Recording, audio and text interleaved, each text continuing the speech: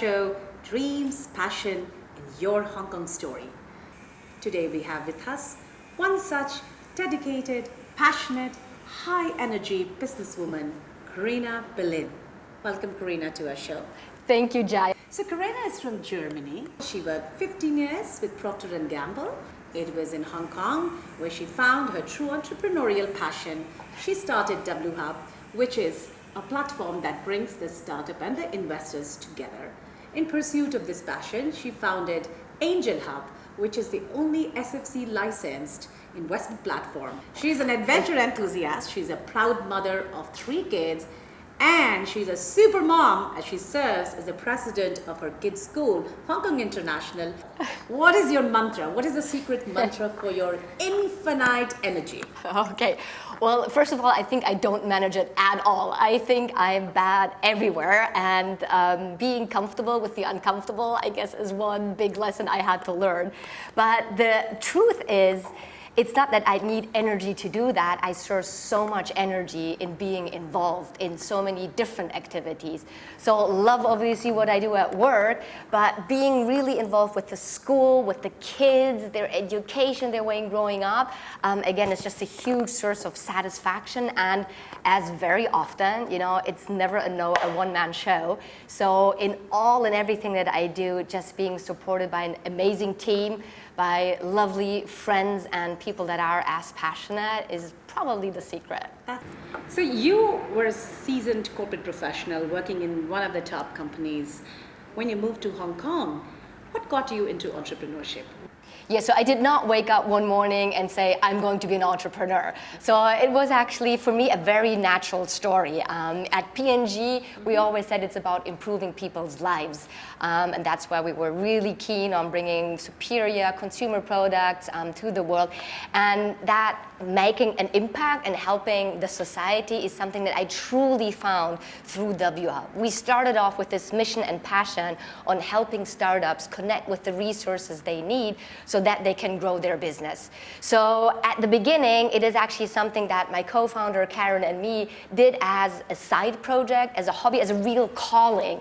And I further, as we developed and scaled, took a sabbatical, took a second sabbatical, and then that was at this path of no return. And I always say entrepreneurship, it's a blessing, but sometimes it's also a curse because you just cannot let go.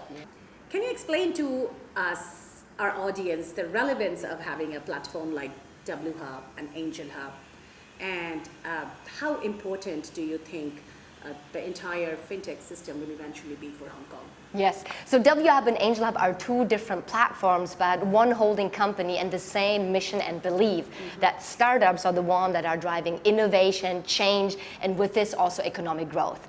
So 𝑊𝐻, as you correctly said, is the community builder, power connector, and ecosystem accelerator, really helping startups get to the resources they need, talent, visibility, relationships with corporate for co-innovation programs, scaling into other countries, being part of conferences, know-how, all that along their life cycle, really from ideation all the way to unicorn status and IPO. And 𝐸𝐴𝑛𝐔 is taking care of that very particular connection, startups to investors and investors also to startup investing opportunity. So really democratizing startup investing to the broader audience, making sure that everybody now can be part of the startup investing game, not only as a professional institutional VC, or as an angel who does that, you know, full time, really enabling everybody to take part of that pie. Now you mentioned about fintech, and obviously 𝐸𝐴𝑛𝐔 in itself is a fintech company. So we became founding board members of the Fintech Association of Hong Kong and really driving a lot of also in the development of fintech sector. And it's definitely one of the fastest growing here in Hong Kong, but it's not the only one. Surely by now we have 8 virtual banking licenses. We have with SFC the first and only SFC licensed equity crowdfunding platform, and even also the insurance authorities have issued virtual insurance licenses. But all of this actually comes on top of an ecosystem that is one of the most diverse in the world here in Hong Kong. So you still have strong growth in AI, robotics, health tech sector, obviously IoT and hardware related with the connectivity to Shenzhen, and then some things like textile tech, prop tech, edu tech, travel tech that you might not find in other ecosystems. So your platform, Angel Hub, as you just described, brings a lot of professional investors on this. So how is it relevant for the investors? Is it providing them with the know-how, the visibility into the startups? Like, can you explain a little bit more? Absolutely. And it's interesting because on Angel Hub, we say we solve the problem of time, access, and know-how for both the startups as well as the investors. So startups, in terms of saving them time, making sure that founders can concentrate on what they do best, building their business, right? Providing them, all the nitty-gritty in terms of being ready in due diligence, the, term sheets, cap tables, shareholder agreements, all of that, and obviously access to a vetted investor base. Professional investors, high net worth individuals, can be also institutional investors that are ready to invest. And you are absolutely right in pointing out the educational aspect. So also on the investor side, we feel there is still a strong need to explain how to go about startup investing. It's a very risky and highly illiquid asset class, right, with potentially high returns. But for example, last year during Startup Impact Summit, our annual conference, we flew in 𝐍𝐭𝐚𝐥𝐞 𝐐𝐼𝐴 from Silicon Valley, one of the most successful angel investors, to really help provide more visibility on how to go about startup investing. It was our honor to have 𝐍𝐭𝐚 𝐐𝐼𝐴, one of Silicon Valley's most famous angel investors, to host his 5th Angel University. His exclusive one-day workshop was reserved for a select group of investors. 𝐍𝐭𝐚 shared his knowledge on early-stage investments in startups.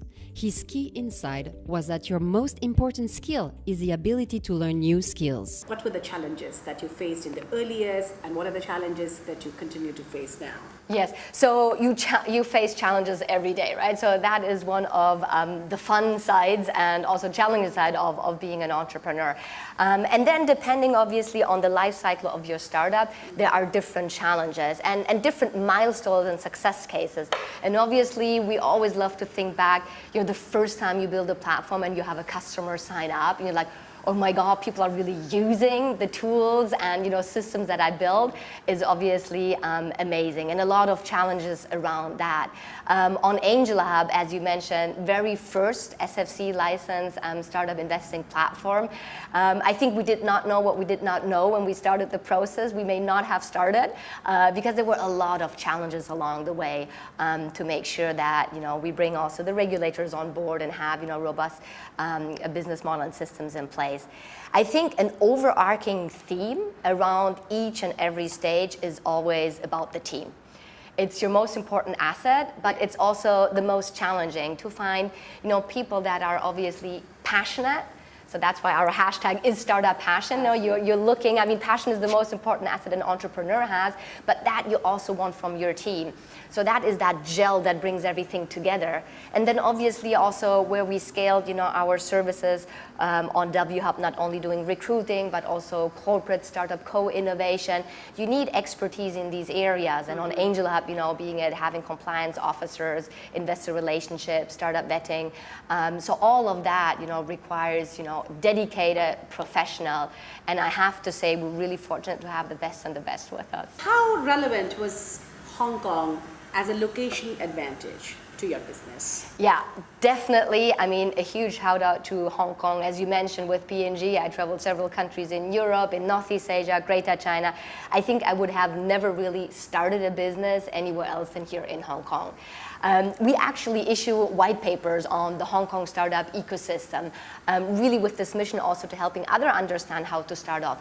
But it's still one of the most easiest places to start a business. You can get your business incorporated in 24 hours with business registration, even from abroad. Great resources for talent, recruiting, and obviously on the startup scene, we're trying to make a difference there. But Hong Kong, I think, the hyperconnectivity online and offline. Everything is super dense, super small.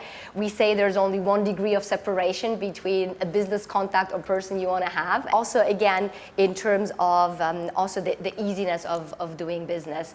And because it's so small, also for companies that come from overseas here, they can get a product market fit and testing very, very quickly because they got that instant market fit, right? And traction and feedback from the market. And then you're so in that hub centrally located, it's easy to expand. So looking back at your journey now as a professional, if there was a change, I would ask you that, or if there was anything different you would have liked to do in your business. So you know me a little bit, right? And I think I'm this person of always looking on the bright side of things, glass always half full. So there were a lot of mistakes that we made, but I feel so far so good. You know, we're still up here, we're still growing, and I see it as a source of really learning. And I think really this mindset of no fear to lose, just being resilient, even taking setbacks as an opportunity to learn and grow is really important. Now, the thing is, I always love to say you don't know what you don't know, right? And I don't know what would have happened if we had done things differently. So far, I keep my positive mindset and say, you know, even all the downsides and fallbacks somehow will help us in the future. So how has being in Hong Kong helped you in your personal journey? Yeah, Hong Kong is fantastic as a family, also as a working mom, right? As you mentioned, I have 3 little girls. Fantastic schooling systems, amazing, really world class. Probably one of the reasons why I'm so heavily involved with Hong Kong International School. But in general, great supporting system, really.